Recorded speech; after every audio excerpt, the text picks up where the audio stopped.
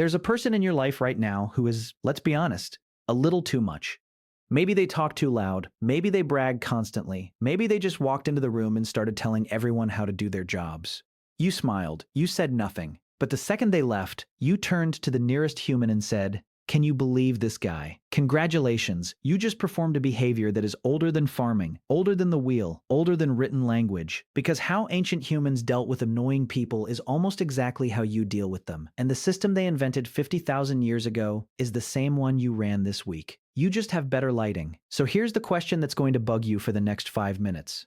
If early humans had no police, no managers, no HR department, and no group chat to vent in, what on earth did they do with the one guy who would not stop being insufferable? Because every group had one. They always do. And the answer is so familiar, it's almost embarrassing. Let's go back. Picture a band of 30 or so people, somewhere on the African savanna, roughly 50,000 years ago. Everyone knows everyone. You sleep near them, you eat what they catch. Your survival is wired directly into theirs. Now drop one loud, bossy, arrogant guy into that group. A guy who wants the best meat, wants to tell everyone what to do, and generally acts like he's in charge. In a chimpanzee troop, that guy wins. He becomes the alpha. But humans did something chimps don't do. The anthropologist Christopher Baum spent decades studying this and gave it a beautifully nerdy name, the reverse dominance hierarchy. Translation: the little guys gang up. Instead of one bully dominating everyone, everyone quietly teams up to dominate the bully. You think you've never seen this? You have. It's called the group chat that does not include your boss. But ganging up is the nuclear option. Most of the time, ancient humans used something far gentler and far more devastating. They used gossip. And here's where it gets weird, because we treat gossip like a guilty little vice. But it was basically the original justice system. Anthropologist Polly Wiesner did something nobody had bothered to do. She sat with the Juhansi people of the Kalahari and actually recorded what they talked about all day. And the daytime conversation? Overwhelmingly gossip. Not gossip for fun, gossip with a job. Who's being lazy? Who's being greedy? Who took more than their share? Who's getting too big for their loincloth? This constant low-level chatter was how the whole group stayed in line without a single rule written down anywhere. If you started acting up, you didn't get a warning letter. You got talked about. And in a group of 30 people whose survival depends on liking you, being talked about is terrifying. You think your great 10,000 times great-grandmother didn't subtweet? She invented it. She just used a fire instead of a phone. And that's not even the most savage tool they had. Because there's one thing ancient humans did to annoying people that is so brutal, so specific, and so funny that an anthropologist had to learn it the hard way.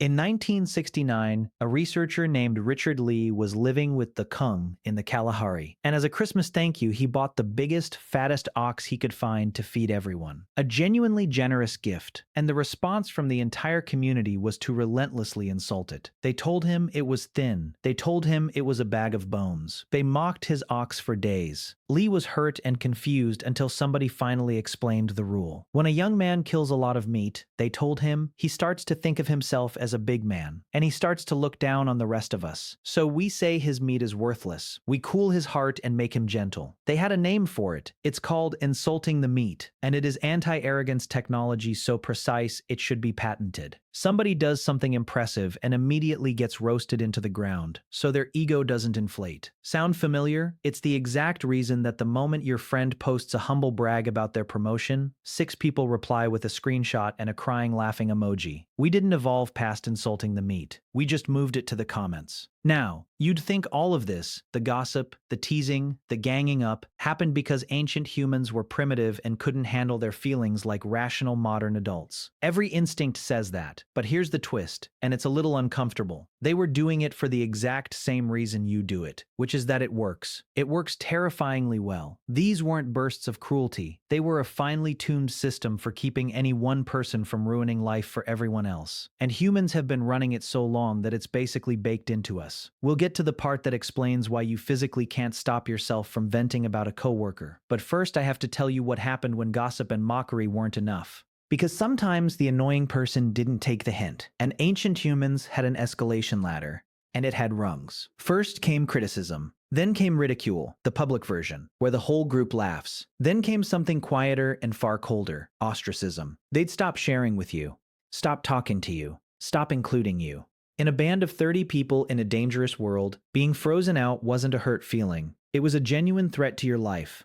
You think being left on read stings now? Imagine being left on read by everyone who feeds you. And if even that failed, there was the final option. Boehm documented cases where a group, having tried everything, would quietly decide together that a truly dangerous, violent upstart simply had to go, permanently. The whole community as judge, jury, and the part I won't say out loud. Thankfully, we've retired that last rung. Mostly. We replaced it with the much milder modern version, which is leaving a 1-star review and never speaking to the person again.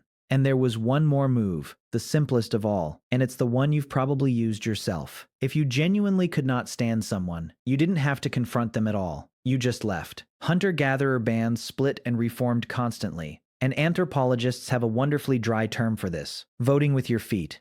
Don't like the people at this waterhole? Pack up. Join the cousins over the hill. No drama, no breakup text, no notice period. You just walked away, which is exactly what you're doing when you move apartments to escape a roommate, or quietly quit a job because of one specific human, or change tables at a wedding. You're not being petty. You're being 50,000 years old. So here's the part that lands. The reason you can't stop gossiping, can't resist roasting the braggart, feel that hot flush of relief when you finally vent about the difficult person, none of that is a character flaw. It's the oldest social software you own. For the entire span of human existence, in groups too small to hide in and too interdependent to walk out of casually, this was the only thing standing between a community and the one person who'd wreck it. We never invented a better system. We genuinely never did. We just gave the old one Wi-Fi. Quick note before the last bit. This video discusses anthropological and archaeological research for educational purposes. Modern hunter-gatherer observations are used as comparative models to understand ancient human behavior, not as definitive proof of how all ancient humans lived across different time periods and geographies. So go back to that person from the start of this video. The loud one, the bossy one, the one who's just a little too much. 50,000 years ago, your ancestor was sitting around a fire dealing with the exact same person, using the exact same tools. A bit of gossip, a well-aimed joke, a cold shoulder, and if all else failed, a long walk in the other direction. You are not annoyed by them because you're petty. You're annoyed by them because 100,000 years of evolution is screaming at you to do something about it. So go ahead, text your friend. She's already typing.